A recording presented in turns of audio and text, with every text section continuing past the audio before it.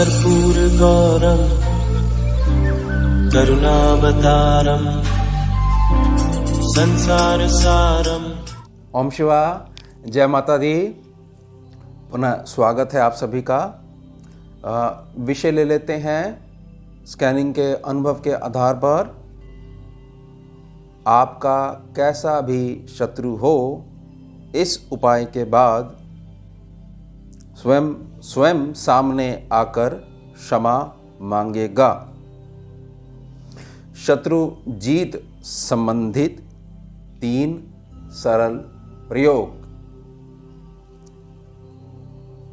यानी कि 3 उपाय शत्रुओं के संबंध में दिए जाएंगे।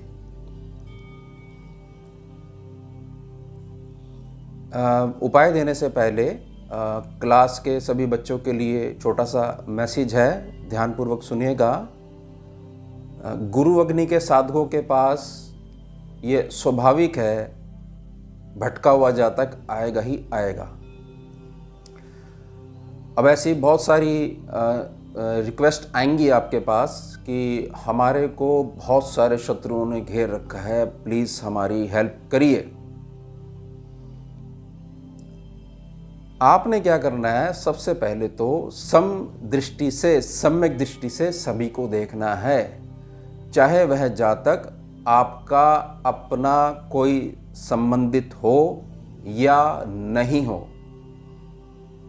अचानक से उठ के आ जाए या पहले से जानते हो, मतलब आप जज मत करिएगा, दृष्टि अपनी सम्यक रखिएगा। सभी बच्चे ध्यान देंगे इस बात पे। उसके बाद आपने क्या करना है, वो जो भी आपको अपनी कथा सुनाएगा, क्योंकि जो वो कथा सुनाएगा उस कथा में वो सिर्फ और सिर्फ अपने आप को ही पीड़ित बताएगा और ये बताएगा कि सारी दुनिया उसकी दुश्मन है। और सत्य कौन है? सत्य केवल वो ही है। उसकी सुन लेना, उसको भेज देना घर। आसन लगा के बैठना। सबसे पहले तो यह चेक करो कि वो जो कहानी आपको सुना के गया है उसमें सच्चाई कितनी है और कितनी नहीं है, झूठ कितना बोल के गया है, उसको लिख लो।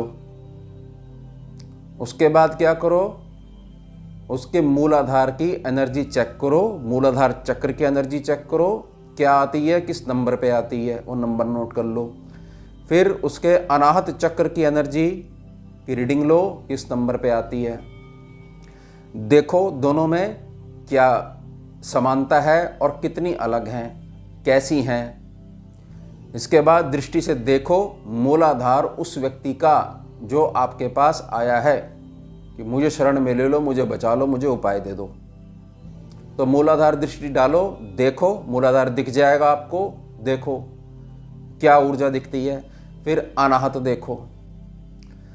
अगर मूलाधार चक्र में और अनाहत चक्र में ऊर्जा बिल्कुल काली आती है तो समझ लीजिएगा कि 1 नंबर का दिन में 24 घंटे झूठ बोलने वाला व्यक्ति आया था। किस संदर्भ में? जिस संदर्भ में वो अपनी कहानी सुना के गया है। रीडिंग अलग लेनी है और दृष्टि से अलग देखना है, यह बात ध्यान रखिएगा। अगर भूरी ऊर्जा यानी ब्राउन कलर की ऊर्जा है और इसके बाद जितने भी कलर्स आ रहे हैं तो समझ लीजिएगा कि व्यक्ति को पीड़ा है, उस पीड़ा में सच्चाई है। बाकी तो मैं क्लास में समझाऊंगा इस विषय को लेकर। और ये विषय केवल है कि जो शत्रुओं से घिरा हुआ है उस पर ध्यान रखिएगा। ये विशिष्ट सेवा का मैं एक प्रयोग आपको समझा रहा हूँ सभी स्टूडेंट्स को। उसके बाद आपने क्या करना है, उसके बाद यह देखिए कि इसके ऊपर जो ये संकट आया है, क्या ये इसी के प्रारब्ध का एक रूप इसके सामने आकर खड़ा हो गया है या ये इसके अभी के नवीन कर्मों का फल आकर खड़ा हो गया है। वो क्लियर हो जाना चाहिए आपको, क्योंकि जो व्यक्ति ज़्यादा अटका हुआ है आपको उस पर अधिक मेहनत करनी पड़ेगी स्वयं की, इसलिए ही आपको शक्ति दी गई है। उसके बाद बड़ी साधारण सी अपनी प्रयोग करना है। आपने क्या करना है, जैसे ही सेवा प्रार्थना के लिए गुरु तत्व का आवाहन करोगे तो इस बार आपने रक्षा कवच मांगना है। किससे मांगना है? जो आपके सद्गुरुदेव भगवान की चरण पादुकाएं हैं उनसे प्रार्थना करनी है। सद्गुरुदेव भगवान की जो चरण पादुकाएं हैं उनसे प्रार्थना करनी है कि यह जातक, यह अमुक जातक मेरे पास आया है, आपकी इच्छा है, आपकी कृपा से आया है। हे दिव्य चरण पादुकाएं, इस जातक को अपना रक्षा कवच प्रदान करो। और ये ध्यान रखिएगा कि ये सेवा प्रार्थना अगर ऊर्जा काली आ रही है, डार्क ऊर्जा अगर आ रही है, दिख रहा है आपको, तो प्रार्थना आपको सिर्फ और सिर्फ एक दिन करनी है। और उसके बाद जो वीडियो में मैं जो उपाय दूंगा जन साधारण के लिए, उसमें से कोई भी एक उपाय उसको दे देना कि लो भैया ये कर लो। और उसको सिर्फ और सिर्फ एक ही बात समझानी है कि तुम जो कर्म करोगे वो तुम्हारे सामने आकर खड़ा होगा, चाहे वो किसी भी रूप में हो। आप अपने कर्मों पर ध्यान देना शुरू करो तो ये चीज़ें आनी अपने आप बंद हो जाएंगी। इसके बाद वो करे तो उसकी इच्छा, नहीं करे तो फिर उसका जैसा उसका प्रारब्ध है, जैसे उसके कर्म है, उसको उसके हाल पे छोड़ देना, उसके पीछे नहीं पड़ना। इस बात का सारे बच्चे ध्यान रखेंगे। और इस बार की क्लास में फिर मैं इस विषय को पूछूंगा आपसे, ये प्रोसीजर पूछूंगा और ये कंठस्थ होने चाहिए प्रोसीजर आपको। इसलिए जितनी भी वीडियोस आ रही हैं यूट्यूब पे, उसमें कोई ना कोई मैसेज विषय संबंधित मैं क्लास के लिए जरूर रखा करूंगा। आपका भी समय बचा करेगा क्लास में और मुझे भी थोड़ा अधिक समय मिल जाया करेगा। चलिए, कैसा भी शत्रु हो इस उपाय के बाद सामने आकर क्षमा मांगेगा। शत्रु जीत संबंधित 3 सरल प्रयोग, 3 उपाय दूंगा मैं इसमें। प्रार्थना रहेगी, कॉपी पेन लेके बैठ जाइएगा। हमेशा की तरह इस विषय को भी मैं अच्छी तरीके से समझाने का पूर्ण प्रयास करूंगा आपकी सेवा में। चलिए मैं शुरू करता हूं। पहला उपाय समझिए। किसी भी सोमवार या गुरुवार कोई भी एक दिन चुन लेना है, से प्रारंभ करते हुए 108 दिनों तक लगातार सूर्य अस्त के पश्चात, सांझ के समय जब सूर्य अस्त हो जाएगा उसके पश्चात पूर्णतः अंधकार हो जाए, पूर्ण रूप से रात्रि आ जाए, शिव मंदिर जाकर शिवलिंग सम्मुख होकर महादेव से शरण में लेने हेतु प्रार्थना करें। बाबा मुझे शरण प्रदान करो, मैं आपके पास शरण लेने आया हूं, शरण मुझे प्रदान करो, रक्षा करो मेरी। तथा उत्तरमुखी होकर, उत्तर दिशा की तरफ मुख करके उत्तरमुखी होकर शिवलिंग पर देशी खांड मिश्रित मीठा जल, भांग एवं देशी गुड़ का एक छोटा टुकड़ा अर्पण करें। फिर वहीं आसन लगाकर शिव नाम का जाप अपनी श्रद्धा अनुसार अंतर्मुखी होकर करें। शिव शिव शिव शिव शिव शिव शिव। अंदर चलना चाहिए, ना होठ हिलने चाहिए। आंख बंद करिए और जाप करिए जितनी देर आपसे बैठा जाए। और जब आपको महसूस हुए कि अब महादेव आगे कर रहे हैं कि आज का हो गया, चलो अब कल आना, तो वही जाप करते करते चले जाओ और करते रहो, कुछ नहीं जाएगा। जितनी मुसीबत आप पे आई हुई है ना, उसका एक प्रकार से आकार देखो और अपने 108 दिन की मेहनत को लगाओ। जब वो 108 दिन की मेहनत उससे ऊर्जा रूप में ऊपर हो जाएगी, शत्रु सामने आकर माफ़ी मांगेगा। यह बात अटल है, तय है ये बात, क्योंकि स्कैनिंग का उपाय है। अब बहुत साधारण उपाय हैं स्कैनिंग के, प्रयोग करिए, मेरी बड़ी प्रार्थना रहेगी। अब दूसरा उपाय समझिए। किसी भी मंगलवार या शनिवार, दोनों में से कोई भी एक दिन चुन लेना है, से प्रारंभ करते हुए केवल 21 मंगलवार या शनिवार, आपने एक चुन लिया मंगलवार तो 21 मंगलवार, जब जब मंगलवार आते जाएंगे गिनते जाओ। पर 1 मंगलवार हो गया, 2 मंगलवार हो गया, और शनिवार को शुरू करा तो शनिवार गिनते जाओ, 21 होने चाहिए। लगातार माता श्री महाकाली जी के मंदिर जाकर शरण में लेने हेतु प्रार्थना कीजिए। माँ आ गया हूँ, शरण प्रदान करो, गलतियों की क्षमा मांगता हूँ। तथा माता पर एक मीठा पूजा वाला पान अर्पण करते हुए वहीं बैठकर ओम काली नाम का जाप अपनी श्रद्धा अनुसार अंतर्मुखी होकर करें। मीठा पान, जहाँ पान होता है उनसे बनवा लीजिएगा कि मेरे को पान बना दीजिए, मुझे महाकाली पे अर्पण करना है।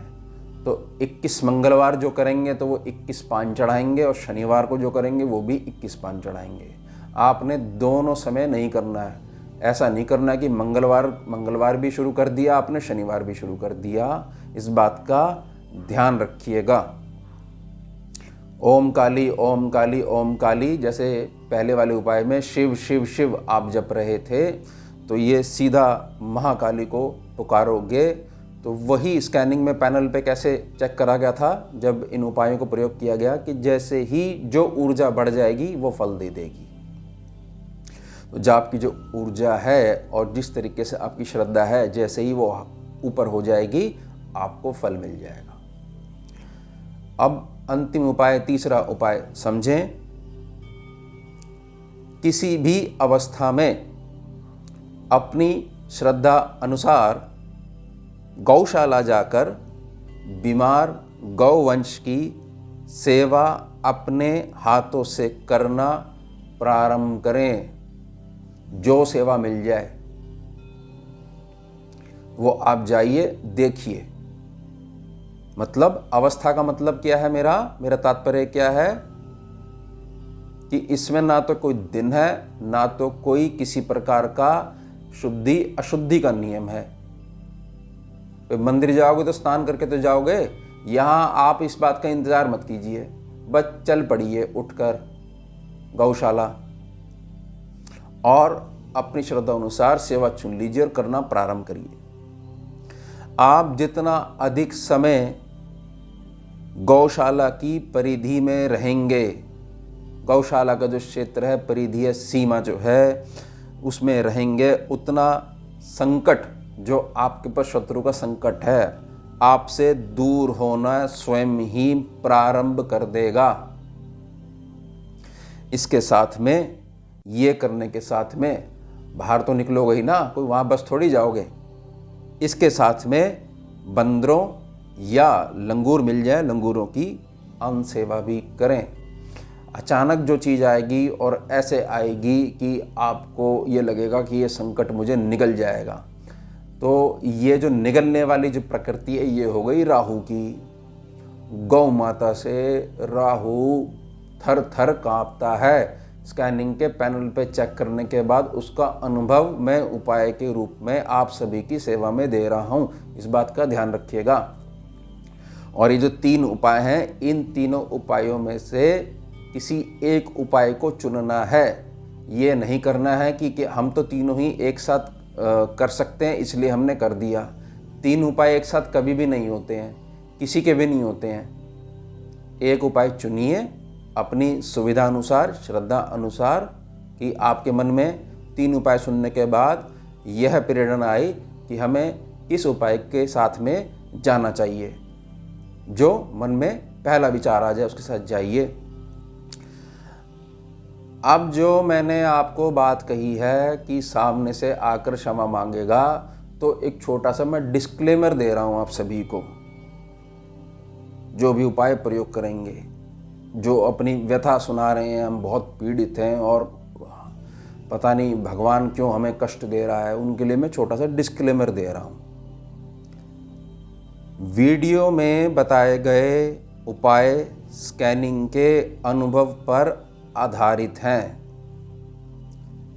स्वयं से जाकर जानबूझकर किसी भी जातक या जीव को कष्ट देना, स्वयं से जाकर जानबूझकर किसी भी जातक या जीव को कष्ट देना, फिर प्रति उत्तर मिलने पर सामना नहीं कर पाने की स्थिति को यह बताना कि जीवन में शत्रुओं ने बहुत कष्ट बना रखा है।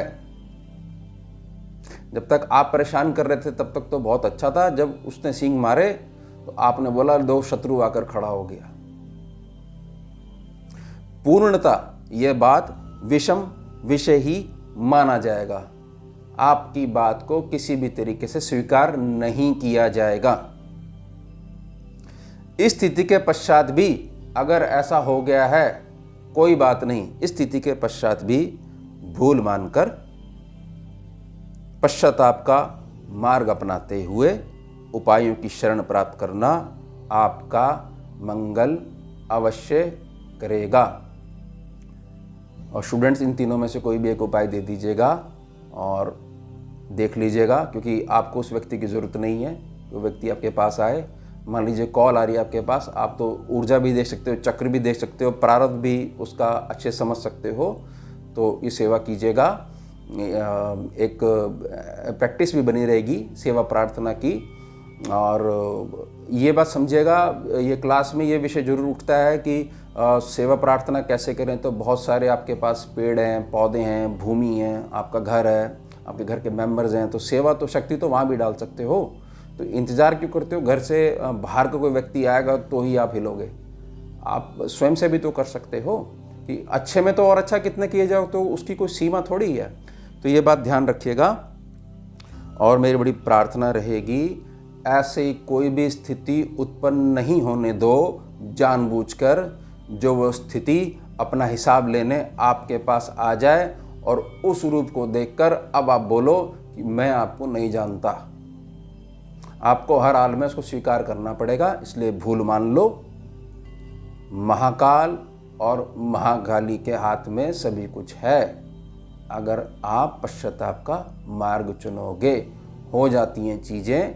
कई बार समय का प्रभाव होता है, प्रारब्ध का प्रभाव होता है, कुछ चीज़ों का उत्तर नहीं होता है।